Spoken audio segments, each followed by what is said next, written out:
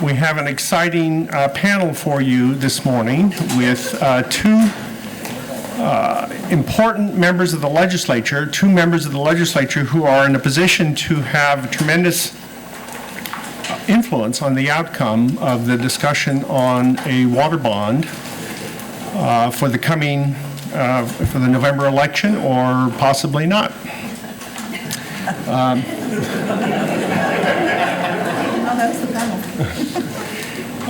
Sitting to my immediate right is Anthony Rendon, and Anthony Rendon is the chair of the Assembly Water Parks and Wildlife Committee.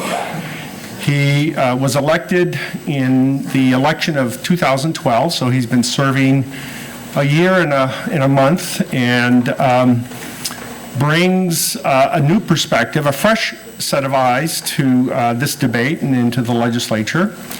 Many of you know Anthony from his position as the president, former president of CLCV, and Anthony also is the former executive director of an important child development services NGO headquartered in Southern California. And Anthony lives in Lakewood, California, and so brings a Southern California perspective as well.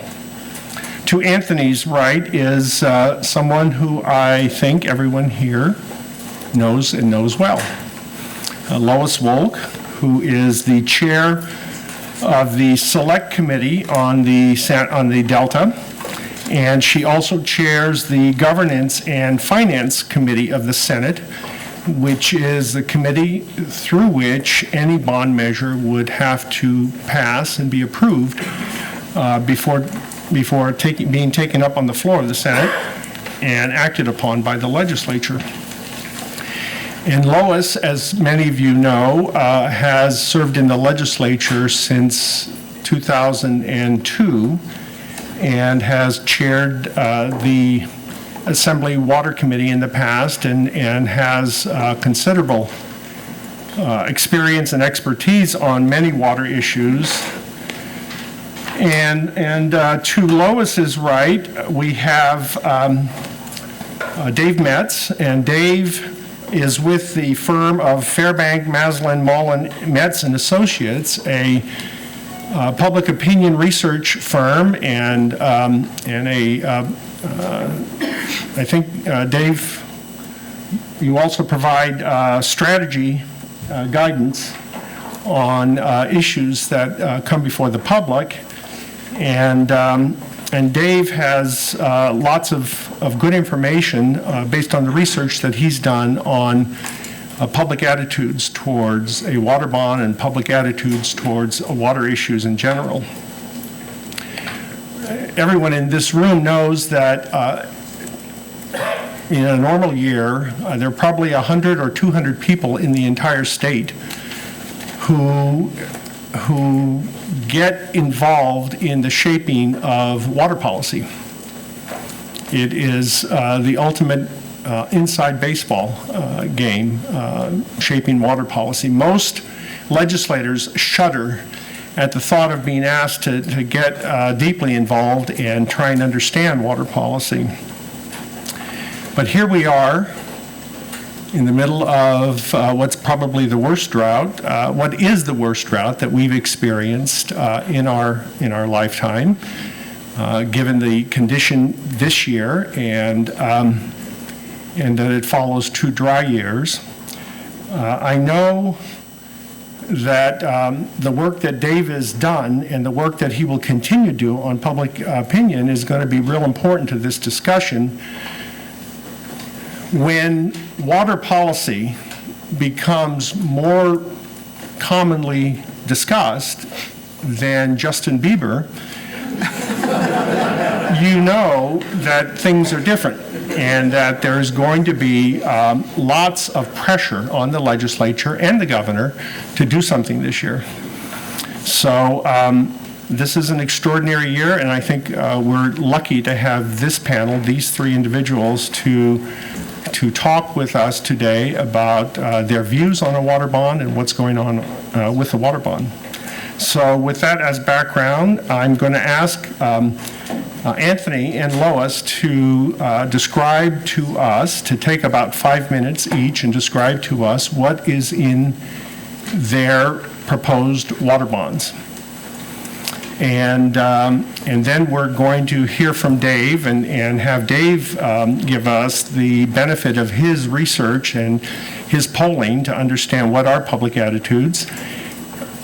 And I think Dave is going to remind us that most of his research occurred before what this Justin Bieber phenomena that we're experiencing right now. And then we'll ask some questions of our panelists, and I want to make sure that there's at least 15, 20 minutes to entertain your questions of our panelists. So with that as background, Mr. Rendon, please. Doesn't move. Would you like to use the podium? Oh, either way. Why don't I do that? I went off the Lois out of the way. Good morning. Is this on or am I just talking? It's on. It's on? Okay, good morning. Thanks, everyone, for being here. This should be a much easier day than yesterday. Yesterday was one of the tougher days working on the water bond. We've been doing this tour for the past 6 months. We've done about 6 hearings throughout the state, as far north as Reading, as far south as the Salton Sea.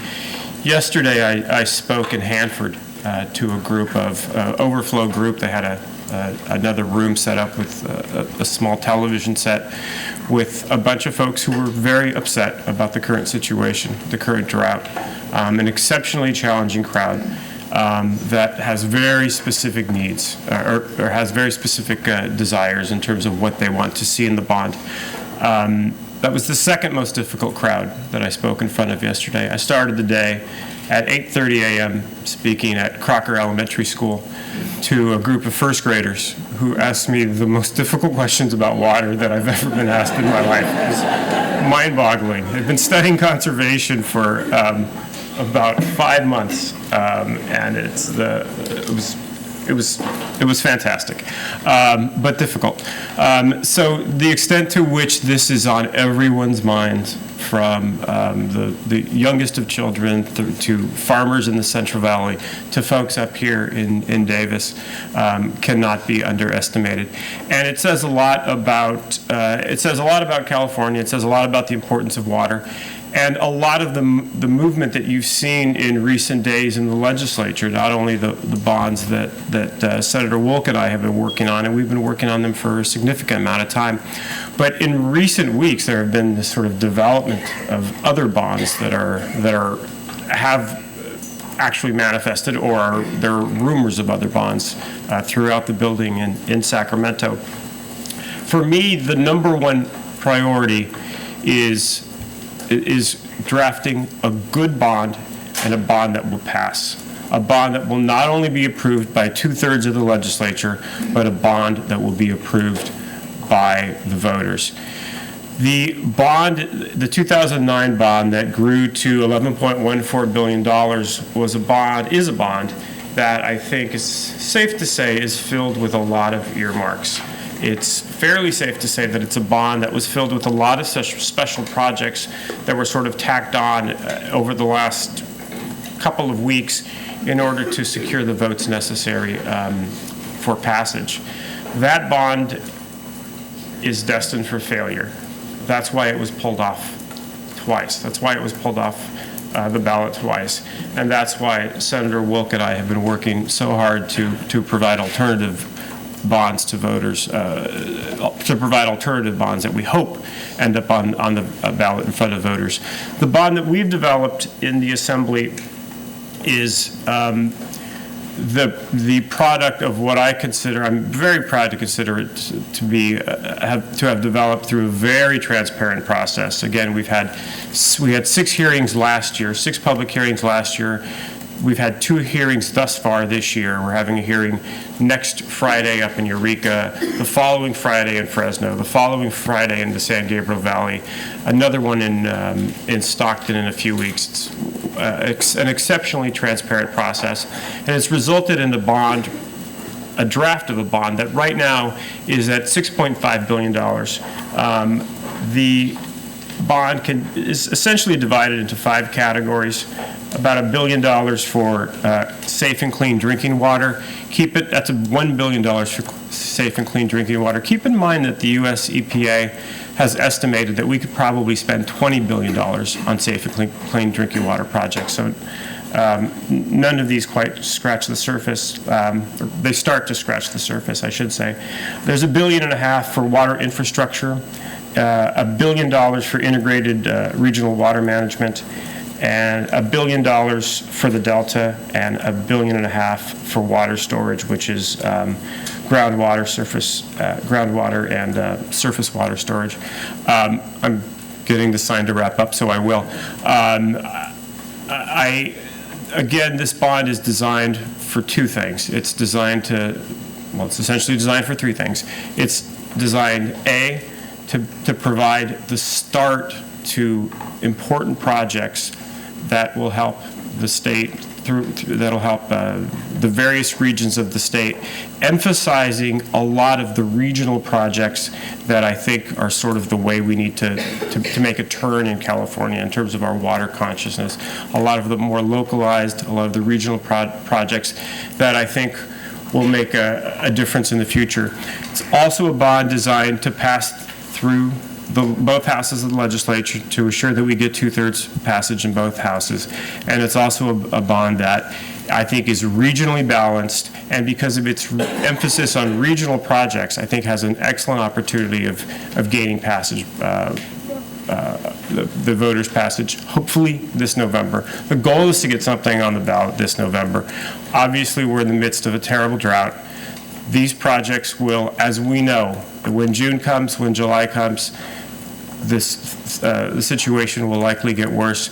This bond is designed not necessarily to address this drought, but to address future droughts, and it's, I think, a very important long-term project. Thank you.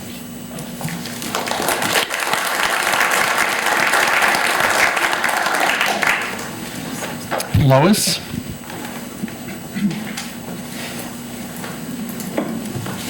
Good morning, everyone. It's really a pleasure to be back here to see so many familiar faces.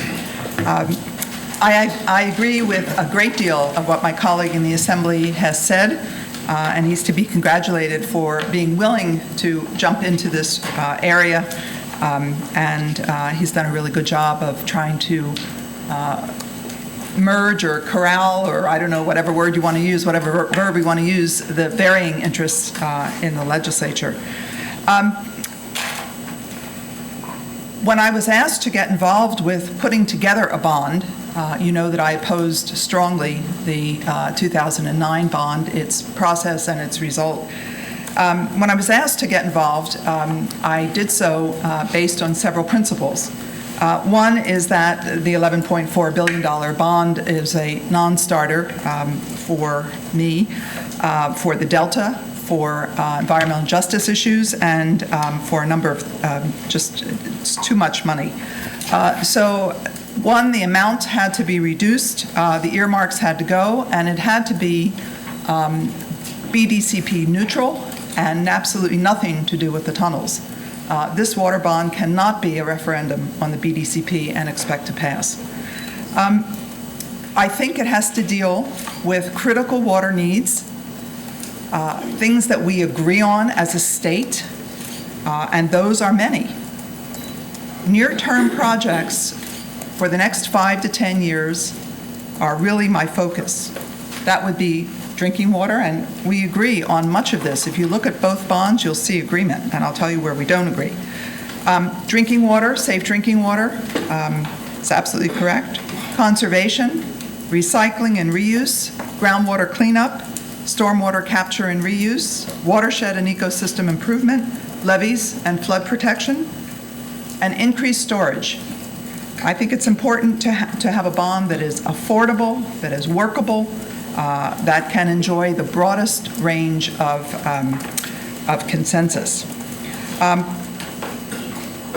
My bond in the storage section does not have continuous appropriation. For those of you that don't follow the legislature closely, continuous appropriation means essentially that once the money is voted on, that the legislature really gives up pretty much its oversight. That's when you're putting $1 billion, $2 billion, or the recent bonds that Anthony referred to that have been entered have close to $3 billion in storage without any oversight by the legislature. That's unacceptable. You need to have accountability. When a project is ready to go, it should go. I believe that, but I don't believe that there's a blank check for anybody, frankly. So continuous appropriation is not in mind. The important thing for the Delta and for the Delta counties is that they have a say and are at the table with respect to the expenditure of funds in the Delta. And we have focused on the Delta Conservancy as a very good organization that can control and focus and select and choose and be involved in the projects in the Delta. And because they are habitat projects, many of them, not all, it's important that there be local partners. Those of you that have been involved in doing restoration, you know you need local partners, you need consensus, you need to be able to, you avoid eminent domain. There's no eminent domain. I mean, you want to have a really positive relationship, as conservancies do. So the Delta Conservancy is given a very important role. There's also money in my bond for levees and for different kinds of storage. In addition to the traditional storage, which is in there, it also wants to look at something, removing the sediment that exists behind the current facilities, the current dams we have. Also seismic upgrades of the existing dams we have. So when it does rain again, and it will, I hope, and expect, and when there is increased snow melt, which I hope and there will be, that there will be increased storage capacity in our existing system to really make use of that water. We do need storage in that capacity. What are the challenges? The challenges are we don't know where the governor is. The governor hasn't spoken on whether he even wants a bond on the ballot, what it would look like, and that there are other demands for the money in November. The transportation community, the education community, they also have great needs that are unmet.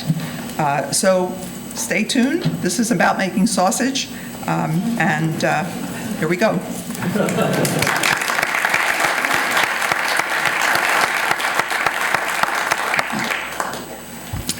Dave, tell us what the California voters and the California public is thinking. Thank you, Randy, and thanks to all of you. It's a pleasure to be here today. As Randy noted at the outset, issues relating to water policy can be challenging even for legislators and can quickly delve into some arcane subjects that voters don't understand very well. But a lot of what we find in our research is that on even some of the most basic subjects relating to where their water comes from, relating to how water is managed in California, there is a big gap between what voters understand and where policymakers are, which obviously becomes very relevant when we're looking for their support for a bond measure.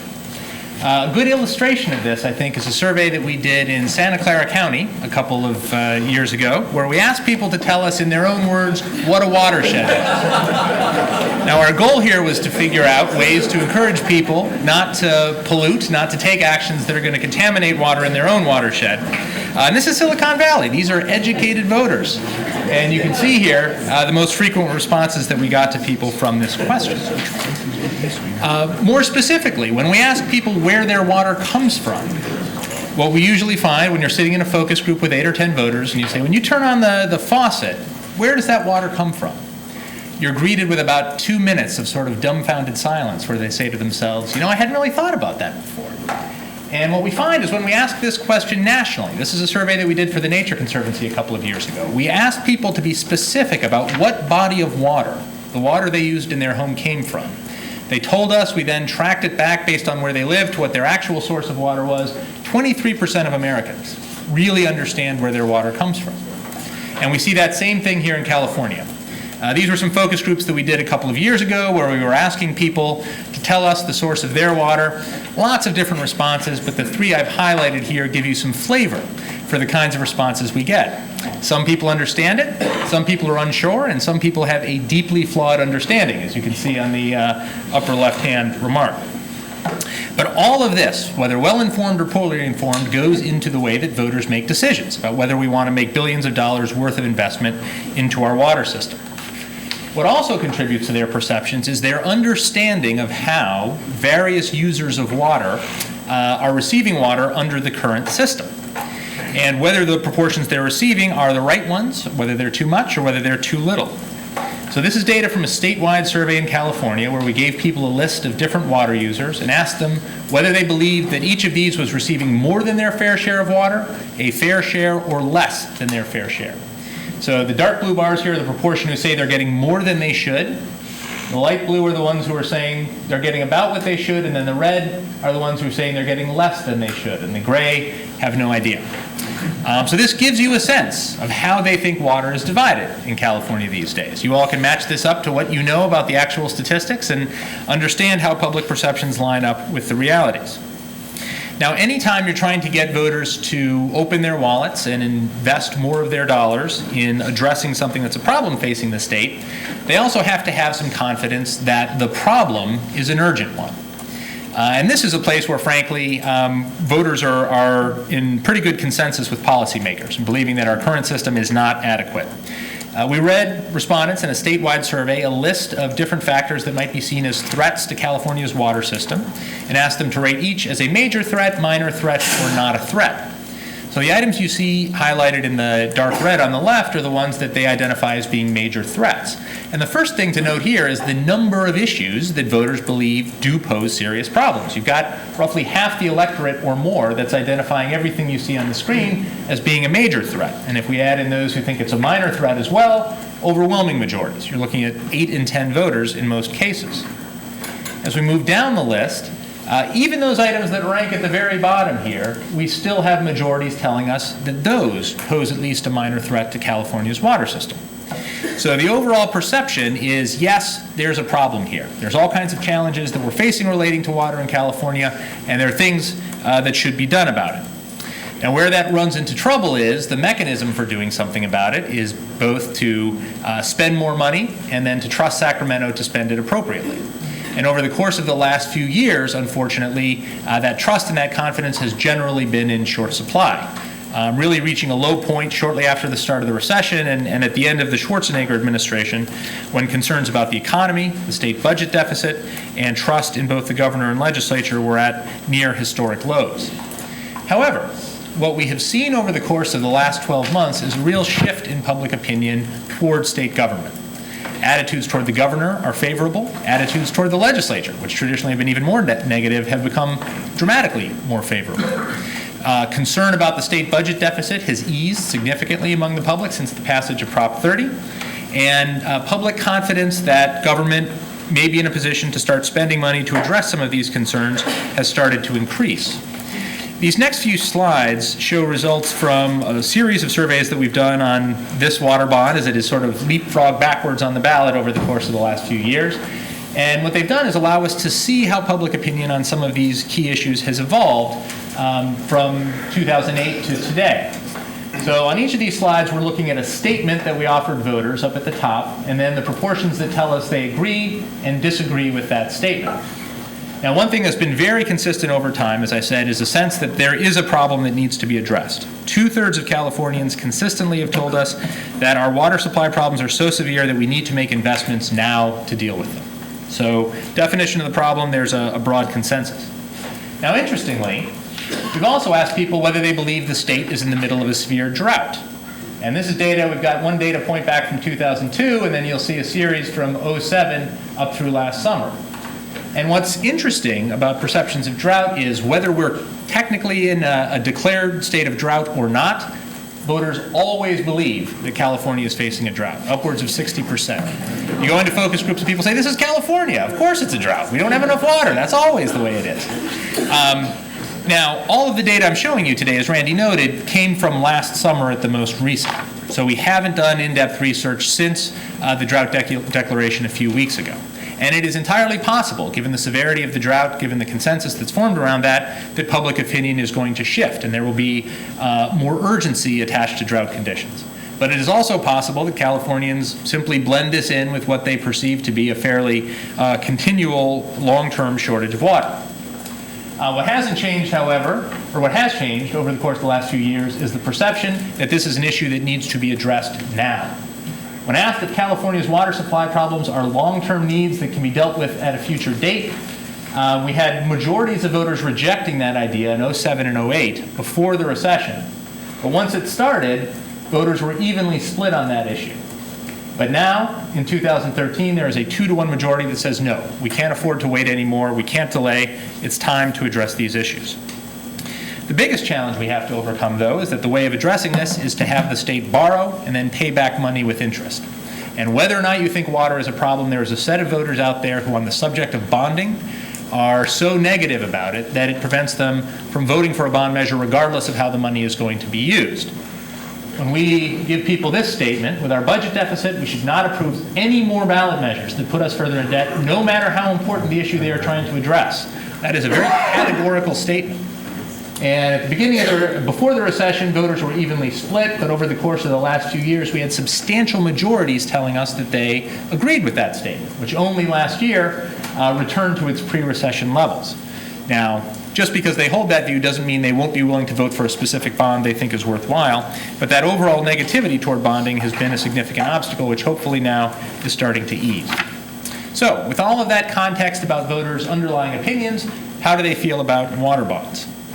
Last summer we tried, as discussion was beginning about reformulating the $11 billion bond, we tested a variety of different organizing principles that might form the centerpiece of a reconfigured bond to try to understand how voters reacted to them in concept.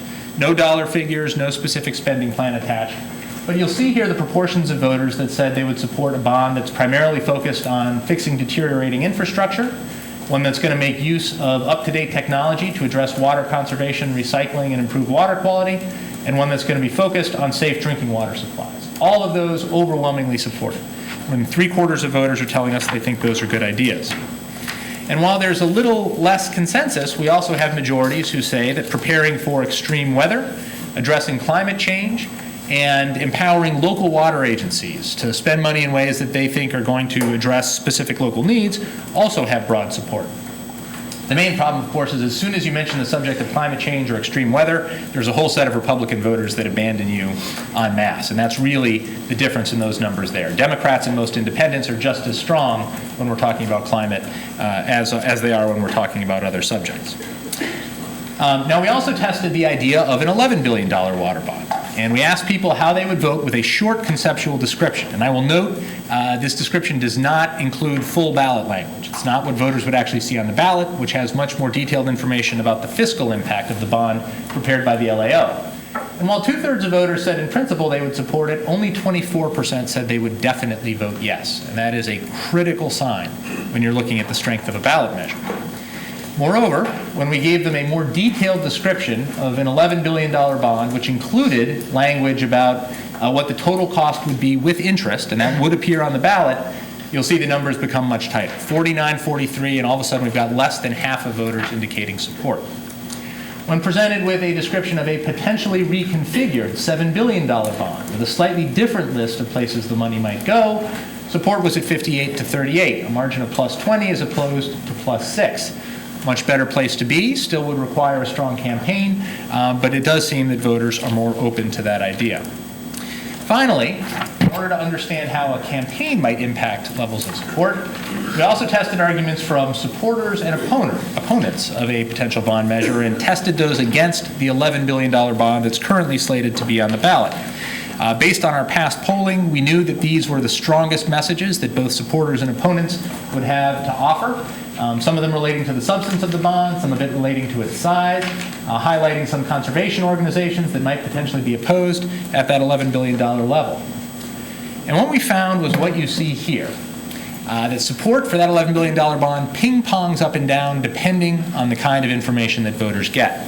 That short conceptual statement, we started at 67. We went down to 49-43 when we gave them a more detailed description like what would be on the ballot. The argument from supporters drove it up to 66 again, and then that argument from opponents actually moved a majority into opposition to the bond. So what that says here is that support is fragile, that it's tenuous. And while this is true for an $11 billion bond, it will likely be true also to a lesser degree for a smaller and reconfigured bond. Meaning to have success, the measure is going to have to be very carefully designed, have a broad coalition behind it, and have a strong campaign in favor. But in general, I would say the overall data that we've seen here is encouraging and suggests that the public is warming up to the idea in a way that it hasn't over the course of the last couple of years. So with that, I'll hand it back to Randy for some questions. Thank you, Dave.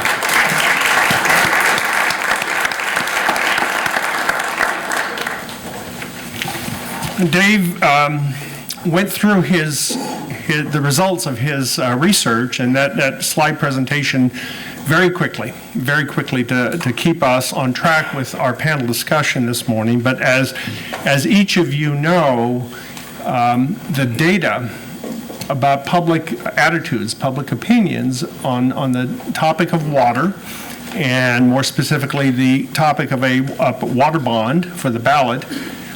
This is something that both Anthony and Lois and the other members of the legislature and the administration have to be very, very mindful of. They have to study that closely at the very same time that they're trying to do good public policy. They've got to be focused on, in the context of this drought and the economic downturn, which we still have in our state, what will the voters be prepared to support? In the time remaining for our panel discussion this morning, I want to ask a couple questions of both Anthony and Lois to kick off a discussion of their bond measures and see if we can't explore the differences in the approach that our two authors are taking with regard to a water bond. And then I want to make sure that I leave plenty of time for your questions. So with that as background, I'm going to ask a couple questions, and I don't mean to be antagonistic or hostile, but I am going to ask pointed questions just to try and see if we can have a nice discussion of the different thinking, the different approaches on a water bond. I want to start off the little bit of research that I had done before the panel. In talking to people, I was hearing back that there's a growing perspective that Lois's bond measure is more Delta friendly, is very supportive of the needs of environmental restoration in the Delta and ensuring that the Delta remains a healthy environment and a healthy community. And specifically, the fact that her measure would appropriate the bond funds to the Delta Conservancy gives many lots of comfort on the issue of how would those Delta ecosystem restoration funds be spent on the Delta.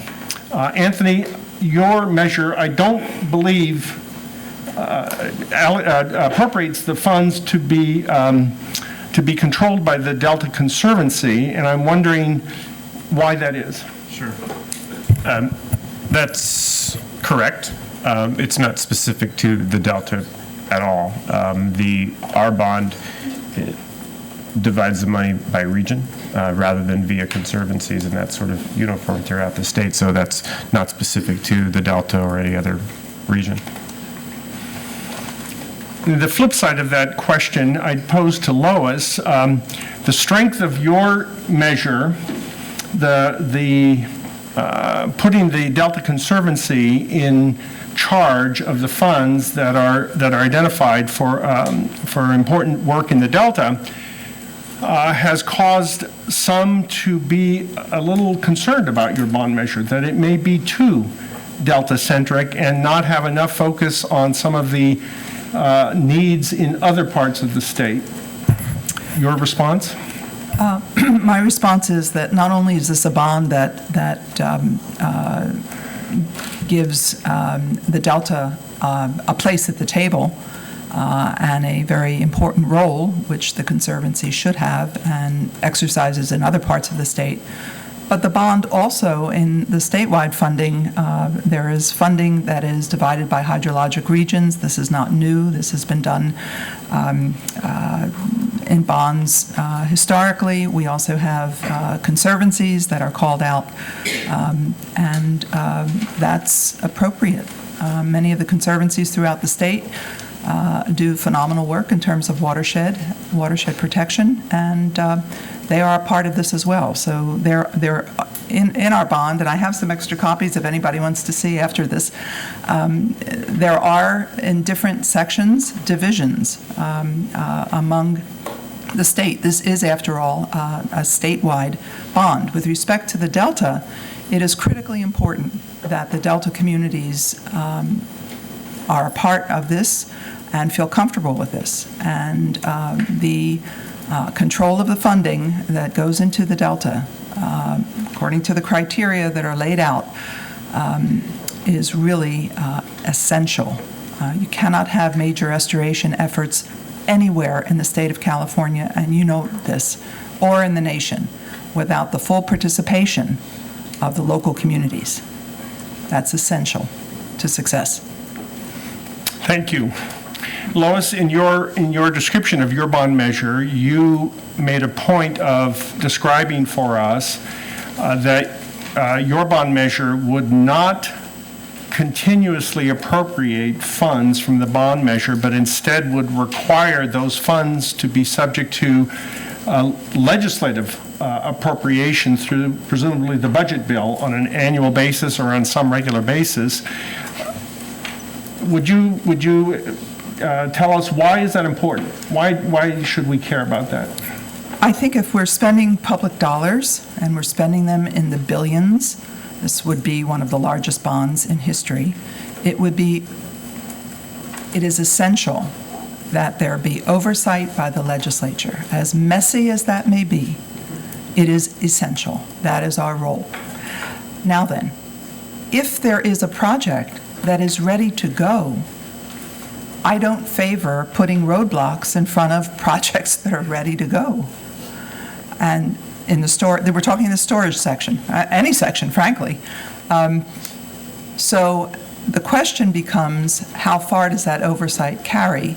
And I believe that, the legislature has a very key role to play early on when you have these billions of dollars being agreed to by the people. Thank you. And Anthony, you obviously considered that and made the decision to continuously appropriate many of the funds in your proposed bond. Explain for the audience why did you choose that path?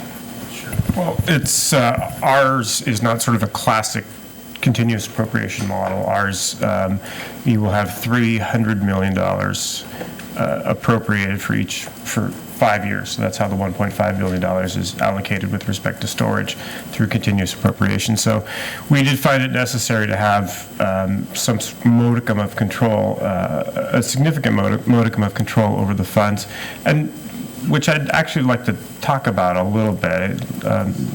Lois touched on this, and she's absolutely right. This bond is, we can all be fairly honest about this. I referenced the fact that there are about $20 billion in safe water drinking needs alone in this state, according to the U.S. EPA. In all honesty, this bond just begins to scratch the surface of what we need to do in California with respect to water investments. The bond that if you combine the bonds that Lois and I have worked on, we don't get close to what we need to invest in this state. We all know this. We need to make sure that we have a bond that works for California and that Californians believe that the dollars are doled out effectively, because we will have to come back again at some point in the future and ask for more investment in water infrastructure in this state and in water in this state. I come from a district, I have 10 cities in southeast Los Angeles County. Half of those cities have former council members in prison. The issues of transparency and issues of oversight are absolutely essential to everything that happens in my office, and that's really the cornerstone of why we chose this sort of transparent process. It's why we've chosen to do, at this point, 12 public hearings on this bond. So when we decided to have sort of a modified version of continuous appropriation, we felt that politically, it's exceptionally difficult to get the 2/3 necessary without absolute continuous appropriation. So we found this sort of this modified model that does provide significant legislative oversight, but we think is still sort of politically viable. Thank you. I've been told that there's a lot of uncertainty about whether there are the votes, particularly in the Assembly. I mean, I'm certainly just relying on the opinion of others on this, but I've been told that on the Assembly, there's a lot of uncertainty about the prospects for securing a 2/3 vote on a new bond measure to get the 2009 bond measure off the ballot and a new one substituted before the voters. I'd ask both of you, what are your thoughts about the prospects of gaining support in both houses, the 2/3 vote needed to advance your bond measure? You're right. It's tough. It's difficult to get 2/3. We had a 2/3 vote day before yesterday, I believe. 2/3 votes are always difficult when you're talking about a significant multi-billion-dollar investment. It's exceptionally difficult. We can't in our house. We can't specifically on this water bond. We can't rely solely on Democratic votes to get there, even though we have 2/3 of majority. We can't rely solely on Democratic votes to get there. So to your point, yeah, it's difficult, but I think that's why we need a well-balanced bond. As you know, water is as much a north-south, east-west, urban-rural issue as it is a partisan issue. So that's why we're trying to produce a bond that's well-balanced and that will sort of speak to the various needs of folks throughout the state. I agree with Anthony. I'm not speaking to the House. I'm speaking to my Senate. I think no matter what, it's going to be a very difficult lift, as we call it. The issues that will be at play are precisely the issues that will make it very difficult to sell to the voter, and that one of them will be continuous appropriation, the dams, and without the Delta strongly in support and Northern California, we have opposition, which you've heard is critical. These bonds are never very popular. I have most recently with the introduction of these other bonds and the proposed introductions of others, they mainly just go down the same path as 2009, which is a dead end as far as I'm concerned. It's simply not going to happen. It's just we're going to fight about it. It'll go down at the ballot. We'll fight about it in the Assembly and the Senate, and ultimately, at the end of the day, will not be successful. There are critical water needs, urgent water needs, and the drought gives us an opportunity to focus the public's attention on this issue. Again, workable, affordable, focus on the areas in which we have agreement. I think a lot of it will depend on the leadership, both of the governor and of the legislature, if they want something that can pass the voters and are willing to put their muscle behind it. So, we'll see. Thank you. Thanks, Lois.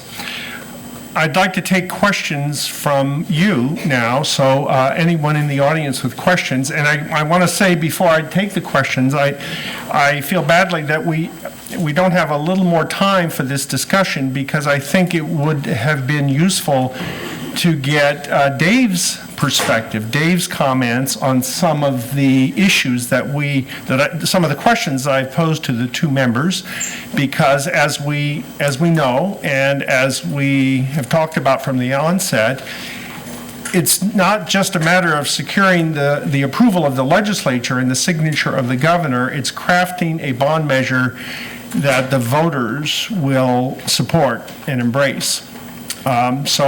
So we'll have to wait till lunchtime or hallway conversations to get more perspective from Dave. But let's go to questions now from the audience. Yes, sir, in the back row. Are there plans for the state of California to take a more active role in groundwater management instead of leaving it up to local agencies who are not doing such a good job in some places? Yes, in fact, the governor's budget proposed a short-term water action plan using existing bond funds that have been unencumbered and unspent. And one of his focus is one of his really important directions is groundwater. And we'll see, he did speak about some kind of legislation as well, very difficult to pass, as you all know, in the Assembly and the Senate. So he's interested in pushing this forward. We have made some progress in terms of conservation and requirements along that line, but these are difficult bills. So yes, we'll see. That's during the budget. So that's a short-term, very quick turnaround. And Senator Steinberg is also going to reveal a drought plan next week, I believe. I don't have much more to add. The governor's budget calls for 10 FTEs to deal with groundwater storage. I know that in our House, Assemblymember Dickinson is looking at some legislation on groundwater, but it's a legal morass, as I think folks know.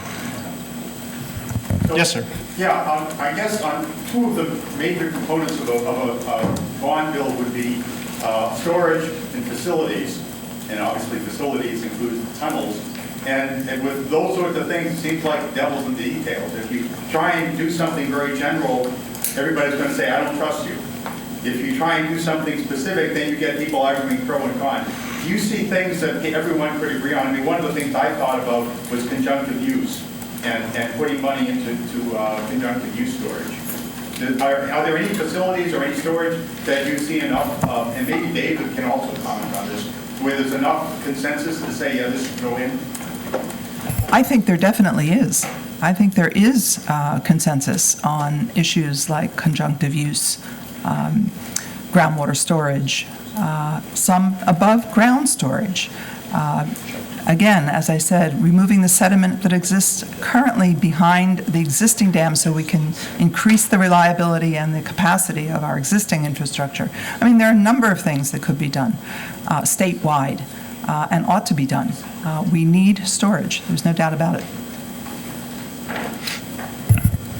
Yeah.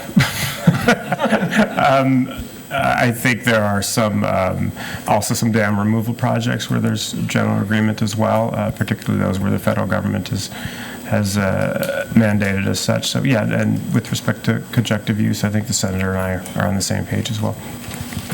And I'll just say, in terms of public opinion, almost every element of both the current bond and then a reconfigured bond, when you ask voters about them individually, receives support, and that includes above-ground water storage, dams, and reservoirs. However, those kinds of projects tend to receive much less broad support than do some of the other functions of the bond, including safe drinking water, habitat conservation and restoration, and critically, water recycling and conservation, which in voters' minds, and again, without any real concept of the relative contribution that each of these projects can make to water supply, they're more enthusiastic about water recycling and conservation than storage.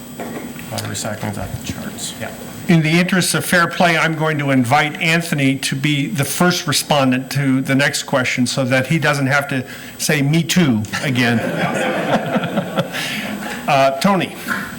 Is the Salton Sea a regional or state responsibility? And how much of your different versions would be dedicated to that in your two bonds?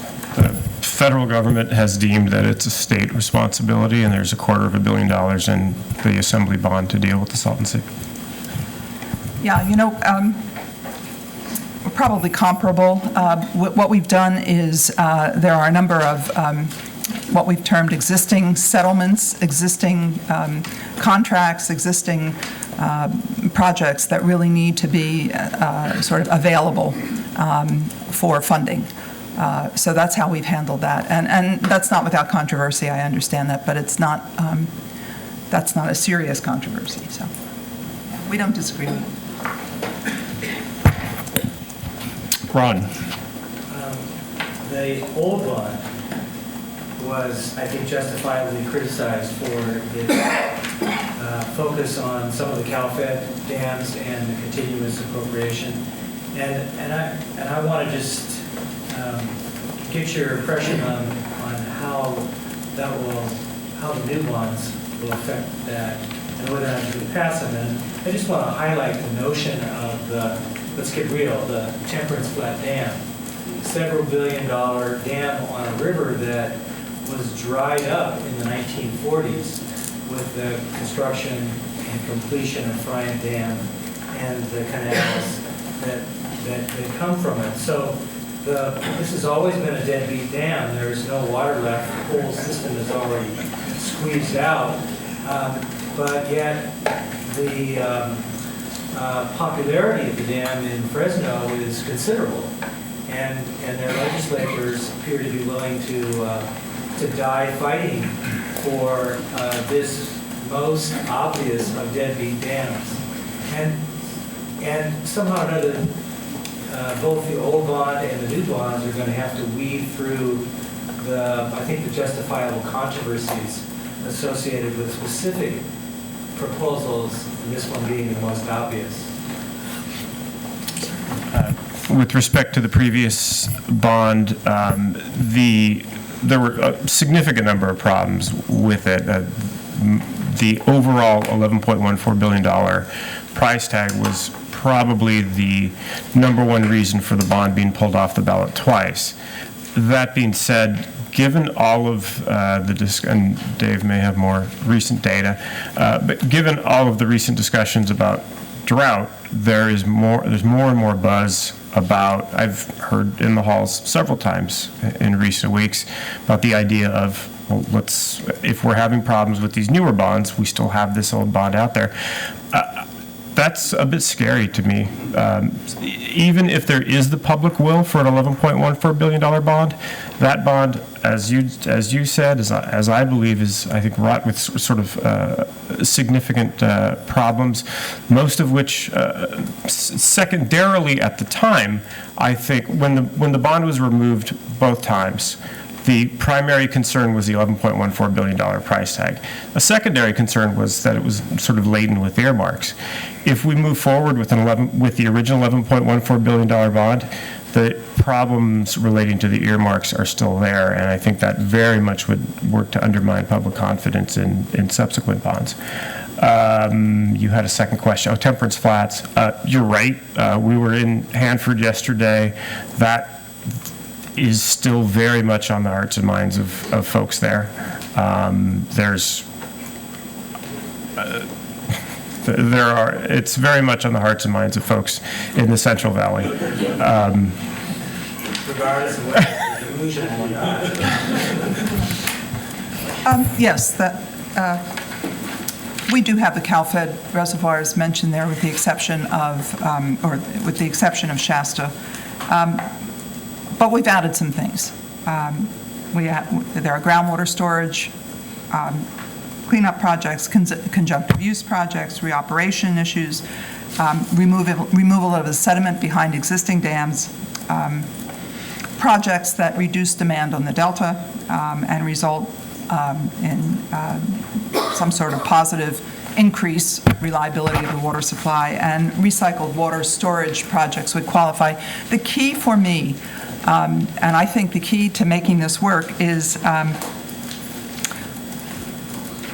when you have that appropriation of funding in a general category and you allow for these other projects that may well come to the fore and be able to provide some kind of storage more quickly and some serious acre feet, you want those to be able to move forward and not be held up by what I do believe is never going to happen, and that is Temperance Flat and sites. Just because of their size and expense, and nobody's willing to pay for them. And we don't build dams anymore that way. The dams that have been built in California have been done by the local ratepayers. In Southern California, Los Vaqueros was raised by ratepayers. We're in a different paradigm. The federal government isn't going to swoop in, except to criticize us and have press conferences. They're not going to swoop in with their money, which is how the dam in my district was built, Monticello, and then paid back by ratepayers. That's not going to happen anymore. So as long as we have set up a process that isn't continuous appropriation for something that's never going to happen, but some kind of oversight that allows for the projects that are really, the public has an interest in it and it should move forward, they should move forward. Let's get it out the door and create real water. Peter. So I want to follow up on that. I think we should acknowledge that we're probably never going to fill the investment gap in water with state bonds. And I appreciate your efforts to try and craft a piece of that, the solution. Most of the water investment comes from local investment, from user fees, from that sort of thing. My question is there any hope of a conversation about a non-bond alternative, about a statewide user fee for water that could support some of the state responsibilities for the water investments that aren't going to be covered by local investment? I certainly think it's time to do so. It's been time to do so for several decades, if not a century. It's certainly time. It's an applause line, folks. It's certainly time to do so. We're overdue. The difficult problem in this state is this is a real number. We have 7,500 different water districts and agencies and entities in this state. This is the entire water world is just filled with necessity for reform. User fees is something that definitely needs to be part of that, but I think there needs to be a comprehensive look at water, the water world in general.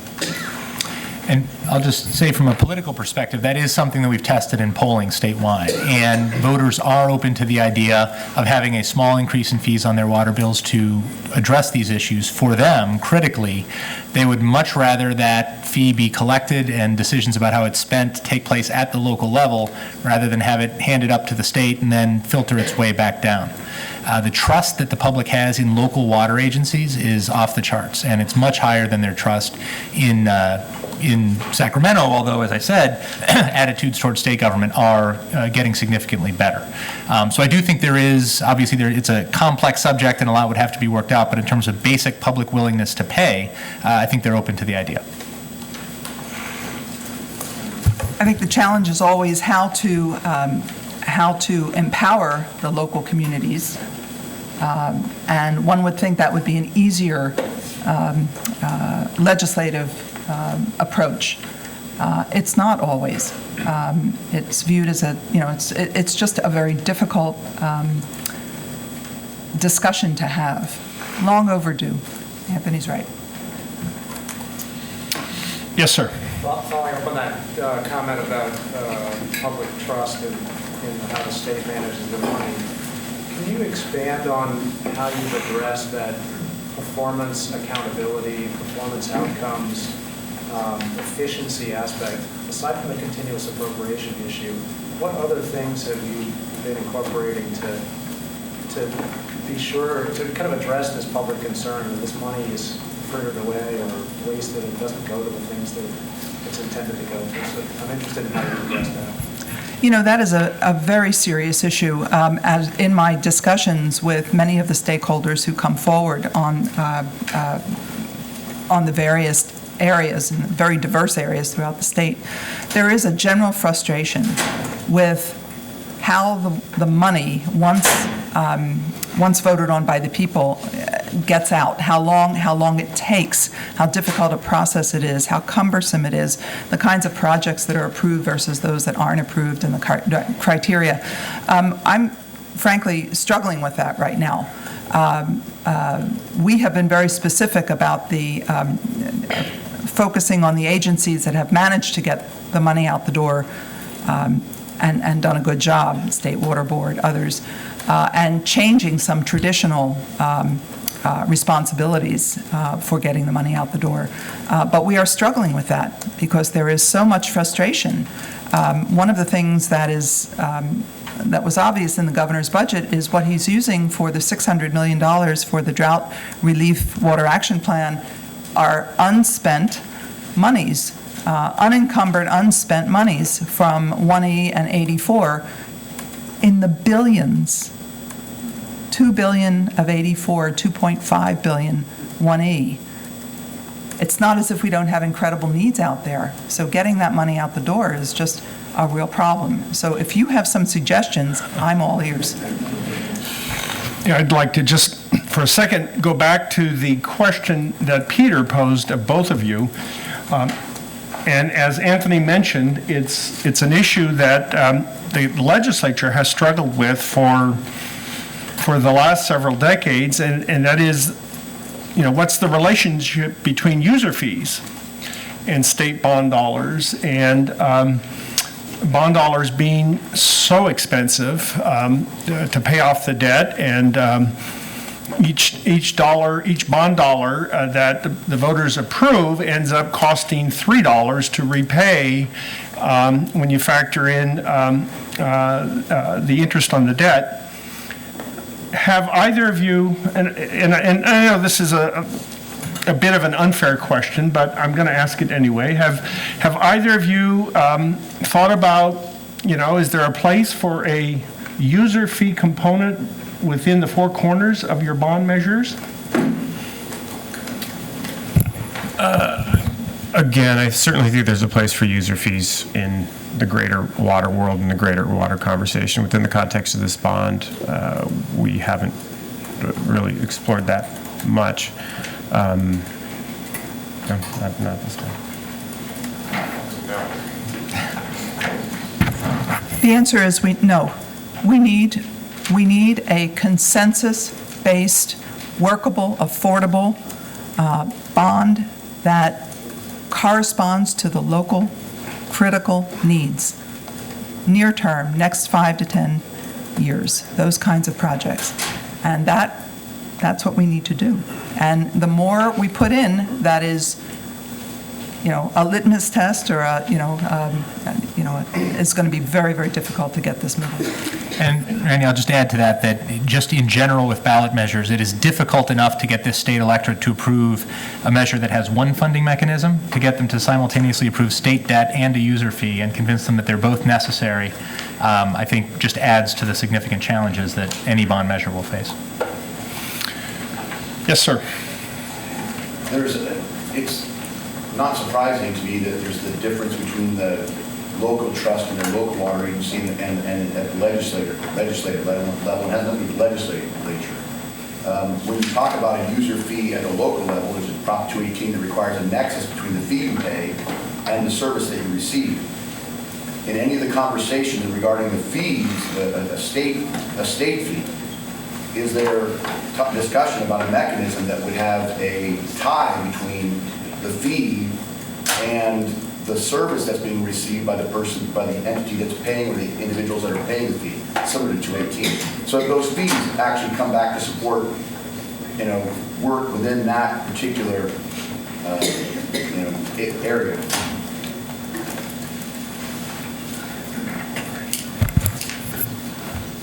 Yes, but the discussion is not taking place in the legislature right now with respect to water. I don't expect that to happen. The only discussion that is happening, and it's really just discussion, has to do with some kinds of benefit assessment type of district with respect to levees and the Central Valley, the Delta area. Very hard conversation to have, very essential conversation to have, but only a conversation. So I think it's very, very difficult to have that. And it's not only on water, it's on transportation, it's on a number of different things. It's on education. Local communities are more trusted than the legislature. So getting the authority to them, which I have supported on libraries and schools and every other way, is a difficult conversation, even with 2/3 majority. Doug? For all the panelists, what does the 2014 ballot look like as far as competing measures that could affect the outcome of a vote on a water law? There's quite a few rumors about, there's still rumors about a park bond. There's rumors about a school bond. A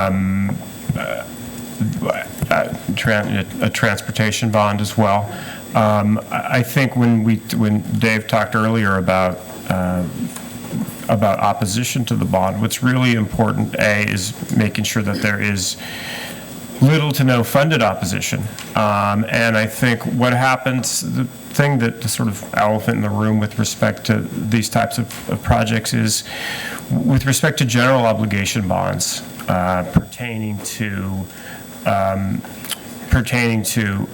public works projects or water and transportation type projects, there is a tremendous amount of fear, I think, from a lot of folks that public sector unions, say unions that deal with education interests, for example, might inevitably oppose this bond because they have other interests on the ballot. So your question is a good one, and I think where you're leading politically is a good question as well. We need to make sure that this bond passes, and the best way to make sure that this bond passes is to make sure that there's not opposition to the bond, and hopefully there aren't other items on the ballot that either scare voters into thinking, wow, we're investing way too much money, or that there are other things on the ballot where other moneyed interests would rather see our bond defeated.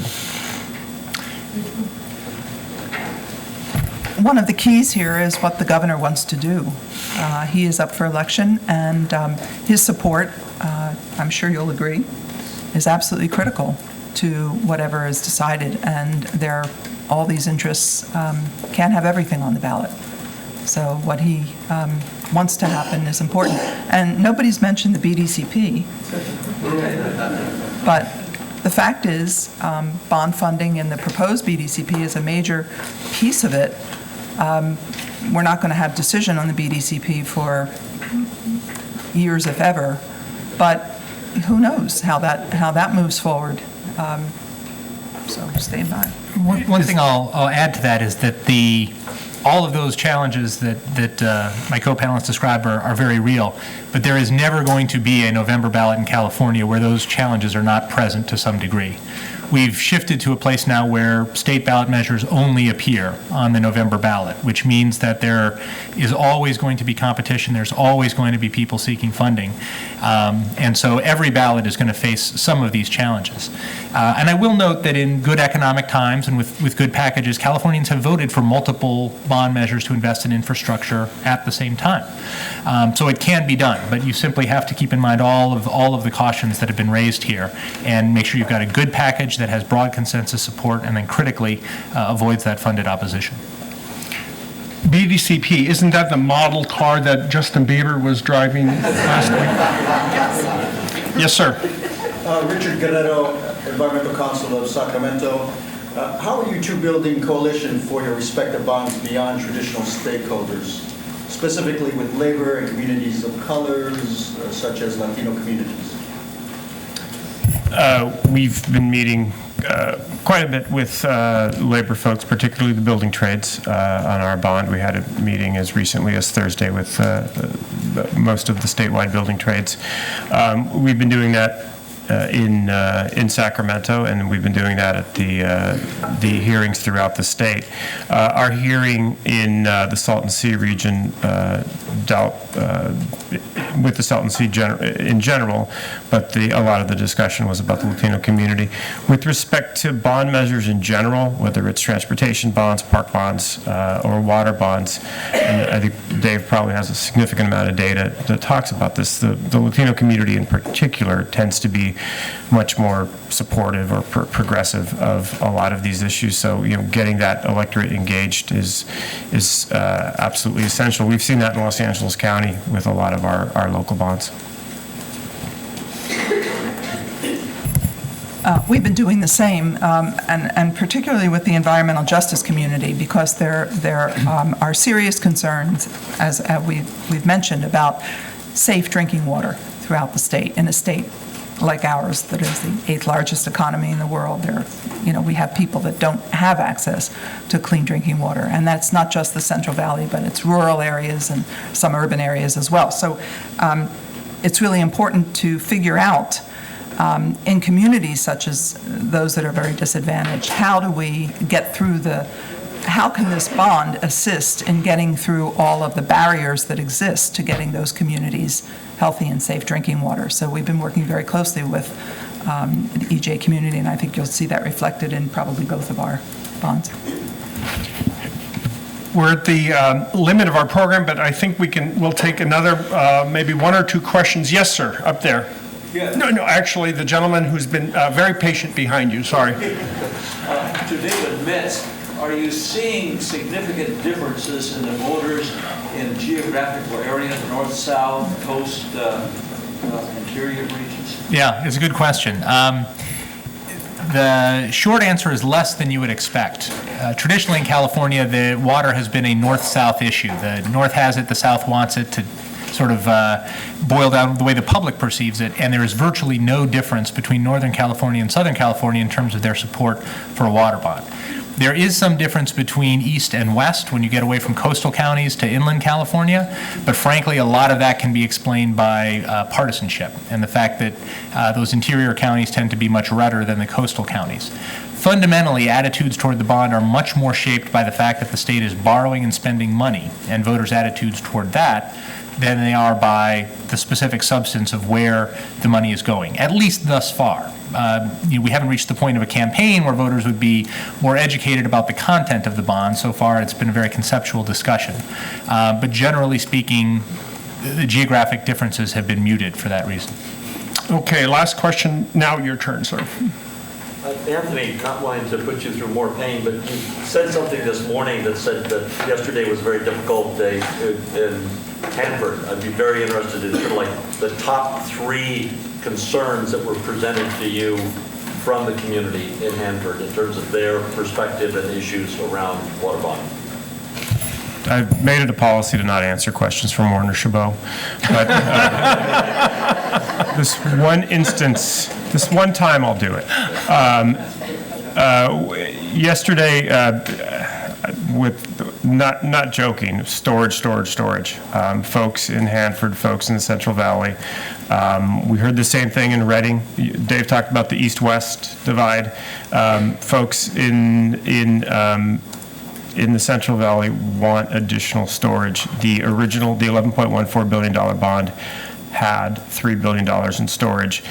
Even though the bond that we're working on in the Assembly is virtually half, the folks in that region see, even though the overall price tag of the Assembly bond is half of what the previous bond was, they see the elimination of half as elimination of $1.5 billion rather than as a proportionate cut.